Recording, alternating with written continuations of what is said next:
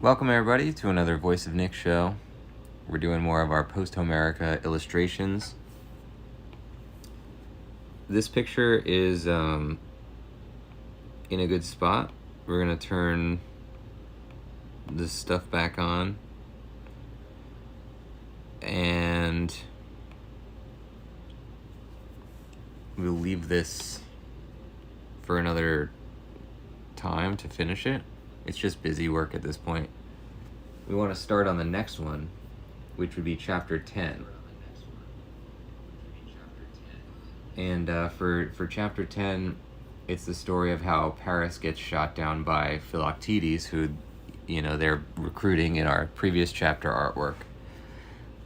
Now we want to have a thing where he comes into the scene. So let's do a couple of things here. How do we want to do this?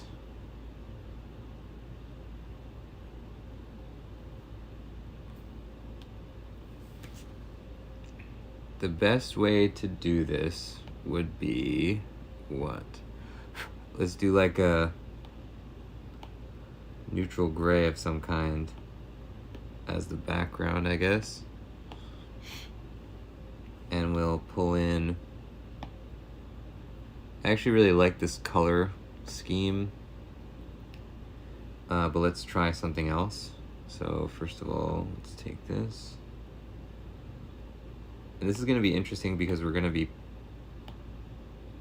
reinterpreting our Philoctetes as, a healed warrior. So he will no longer be like emaciated, it's sort of unrealistic in our portrayal, but like he's basically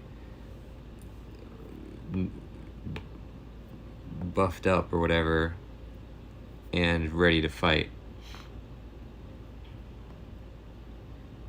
So I guess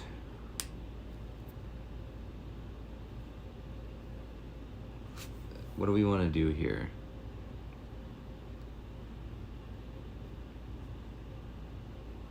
Okay. First we're going to do red.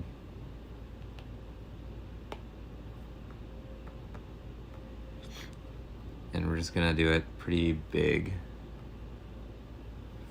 And let me organize some of my stuff on my reference sheet. I'm going to twist this. I'm going to grab a figure. So I have a few ideas for this picture. There's going to be a decent amount of things going on if it happens the way that I want it to. Sometimes it, doesn't happen the way we expect, and that's fine as long as it's cool looking.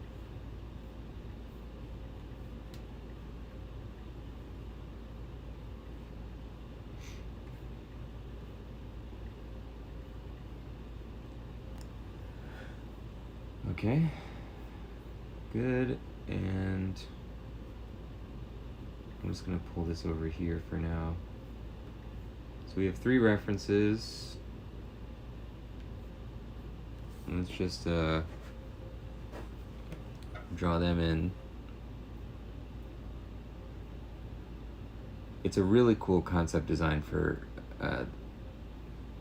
Philoctetes, but the thing is that it's not necessarily, we'll see. It doesn't really, I'm essentially pulling from a picture of Heracles. And I'm taking away his bear or lion hat thing. I'm not sure if it's gonna really work without the lion hat. So I'm gonna pull this in.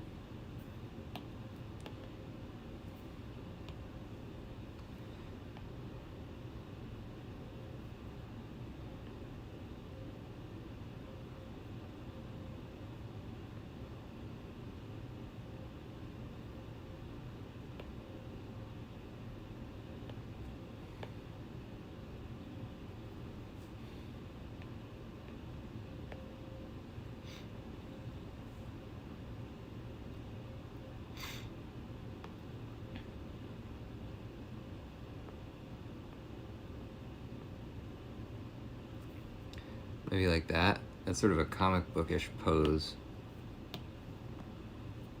But it's fine for now. Alright. We're gonna do...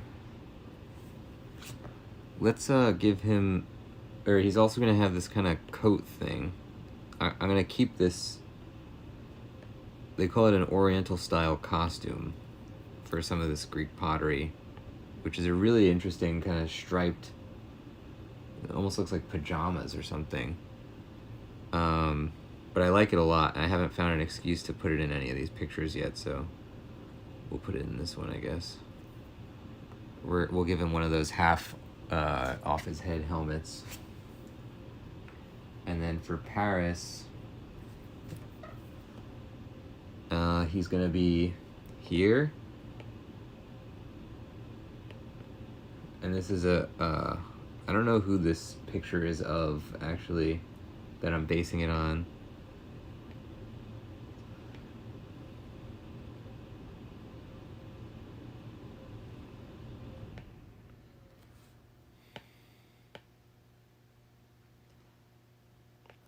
So Paris is essentially shot. He's not killed on the spot. He is hit with Philoctetes' bow, which is imbued with a deadly poison. And the poison is... it grazes his arm, and then it like pierces him. And he's in such pain from the poison that he runs around, refused by everybody. Finally, he goes to his former wife, Winnie, and she refuses as well, and he dies. And then other intrigue ensues after that. But basically, we're doing it where Paris is falling. It's sort of implied that he's dying, but it could just represent him getting hit with the shot.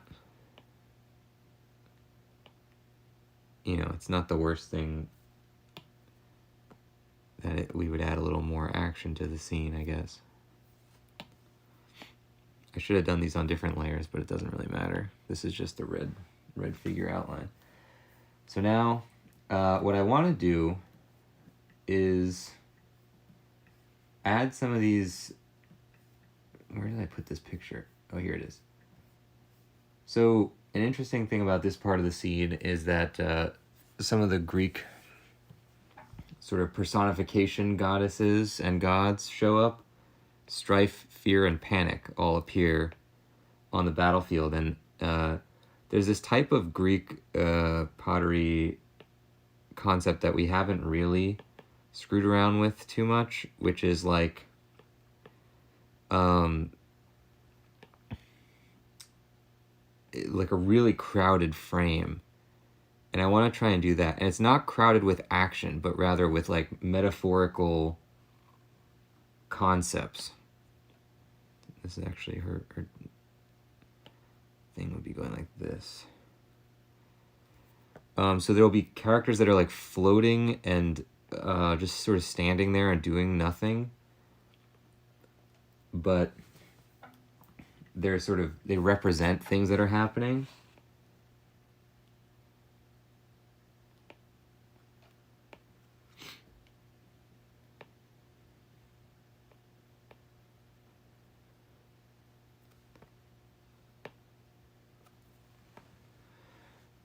So we're going to put one there. I would like for one of these also to be Aphrodite, who is kind of like she's very closely tied to Paris, because Aphrodite is the character who's she's almost like his patron saint type of thing, because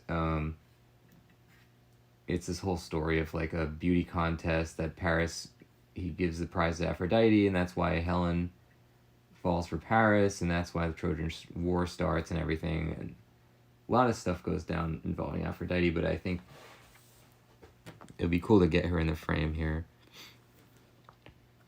So let's make another thing. And I would like for this is going to be Anaio, who I'm pretty sure is a different goddess from Strife, but in these Homeric and post-Homeric texts, they kind of represent her as the same thing as Strife. So we're going to put her with her apple of discord in the frame here. And my idea for Aphrodite, I'm basing it off a picture of a goddess, or it's like a nymph or something who's like running away.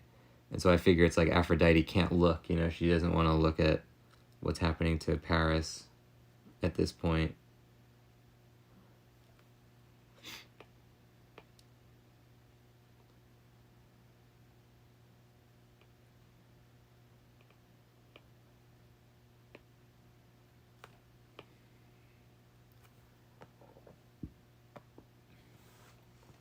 So that's pretty cool. Overlapping characters. We have 4 people in frame. They're sort of overlapping each other. You'll notice that they're all the same size, which is pretty typical of this pottery stuff. Where they're not like, you know, you would think that they would kind of be like small or large or whatever, but like they'll just be standing there. They're just like hanging out. That's pretty typical.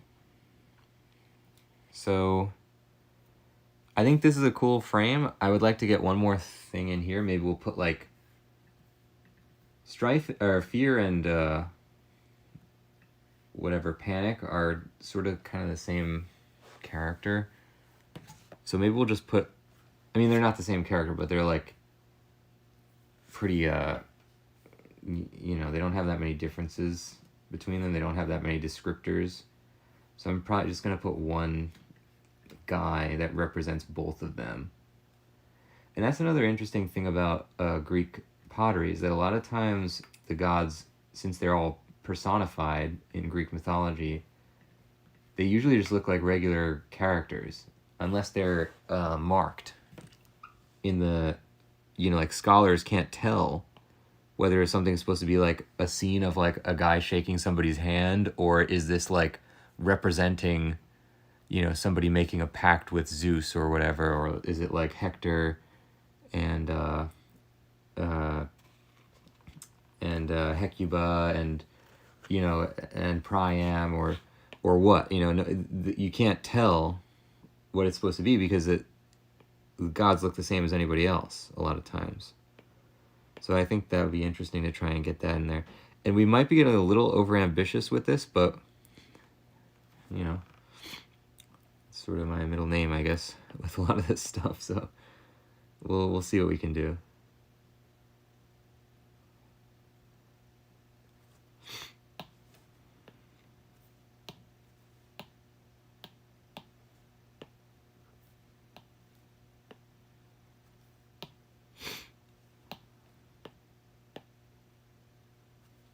I hope this doesn't cut off. Does this cut off cropped stuff?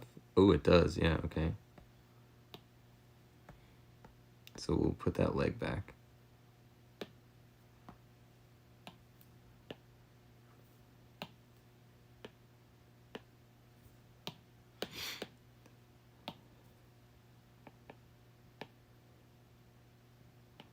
And this guy could also just represent another Greek soldier, I guess.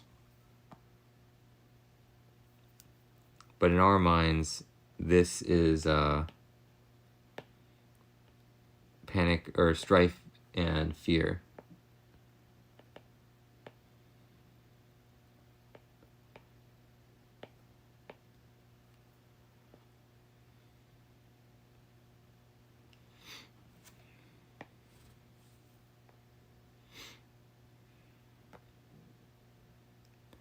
That's our composition. It's pretty cool.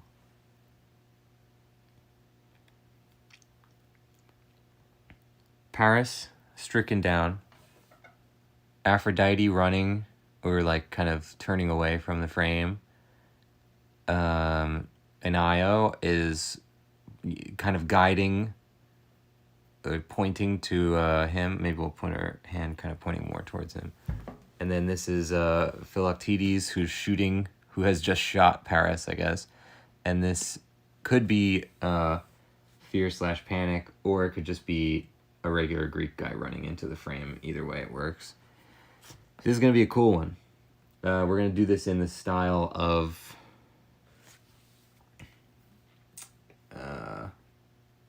I guess you'd call it red figure, but with like the more realistic kind of, sort of like the one we did for Heracles, but a little bit more detailed than that, if I can do it right. So let's give it our best shot. We're gonna put these in a group. We're gonna turn it partial. Wow, it's actually easier to see when it's partial.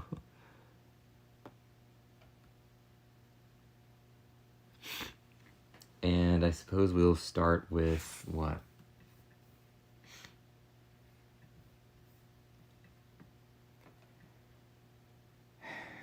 That's the question, isn't it? All right, let's start with Paris, because we don't really want to change almost anything about his design from this Greek one. That's the way I kind of do it, is like some aspects I'll just like draw a character that already exists in a piece of Greek pottery, and then I'll surround it with other things that are my own inventions or like composites. But I feel like it grounds it a little bit more.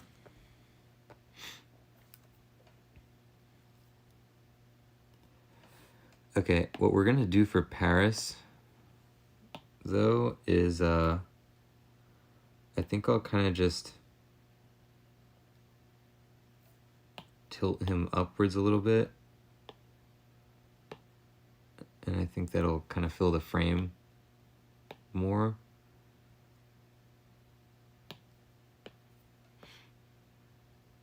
Yep. Good.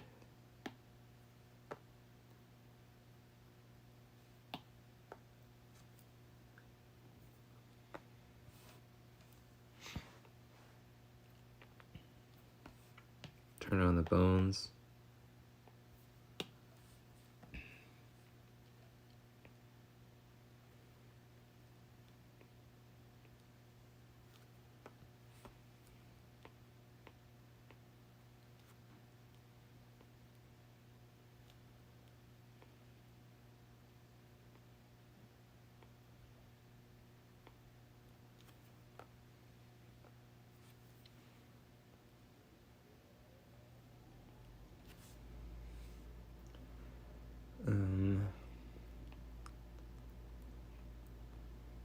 Yeah, this part doesn't require a lot of thinking from us. We're just sort of recreating.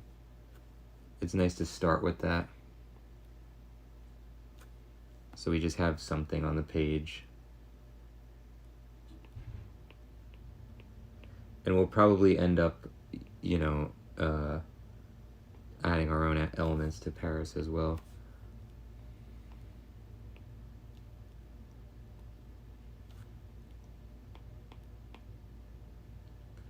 This is the first time we're adding Paris to the scene also, so it's kind of a...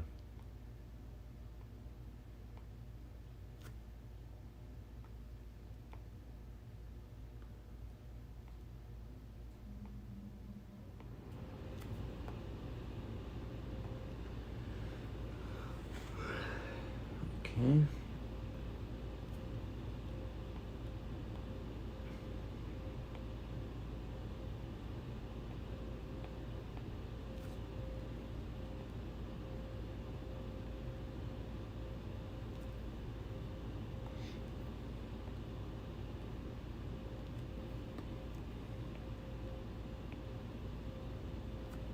Nope.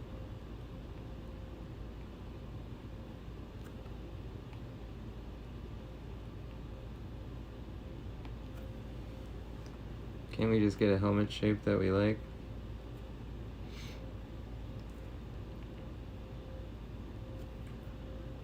Okay. Good. We're not really going to put too much detail into what we're doing here, because this is only the preliminary version.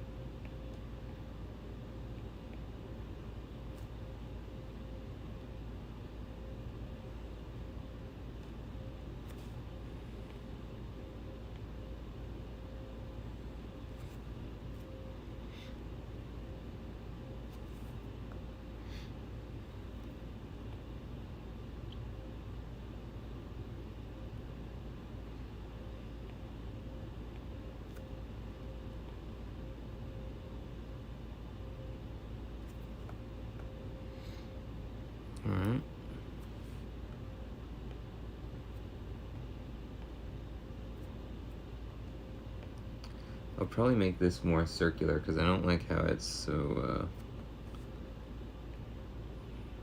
I don't know what I'm going to do for this either, and whatever. We'll come up with a design for that.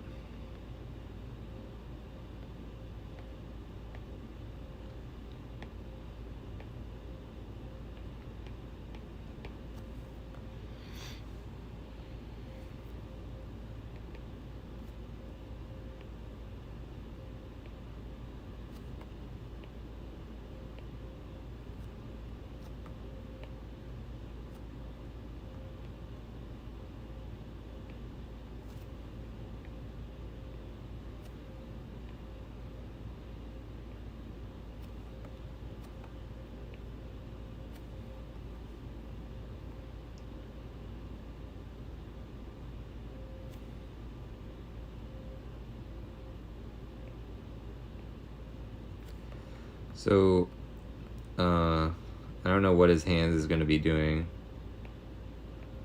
We'll just do this for now. Oh, that's not good.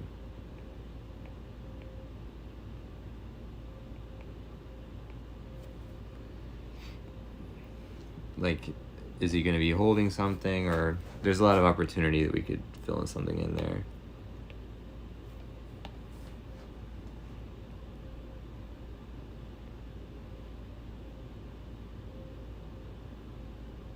I like this concept that we're working with. I think there's a lot of good opportunity for fun elements to add here.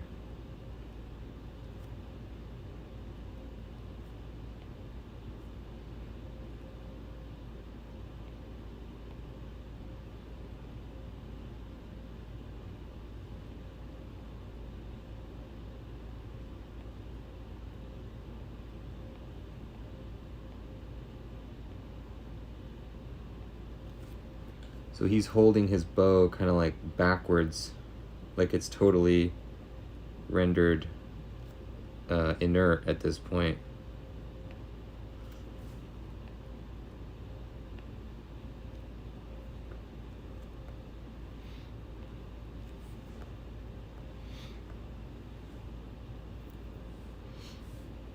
Give him a little bow and arrow belt.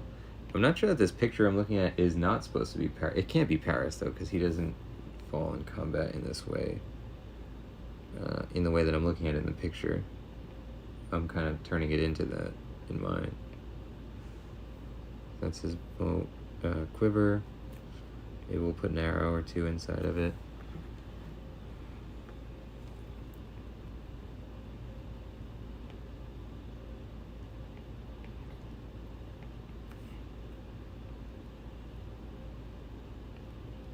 Oops.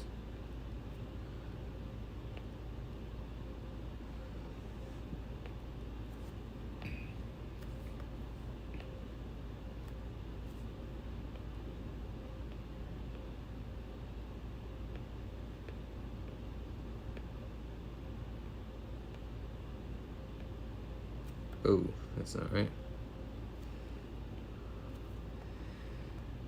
Okay. Good. Good. So we have part of a picture. We have a general composition to work with. If this turns out the way I want it to, I think this is going to be one of my favorite ones, but you know, we're getting a little ahead of ourselves with that. So I'll just say that I'm excited to see what we get. Ladies and gents, that's going to do it for this one. Thank you for joining the show. The channel is called The Voice of Nick. If you want to see more, don't forget to hit the follow button, and I'll see you next time. Bye-bye.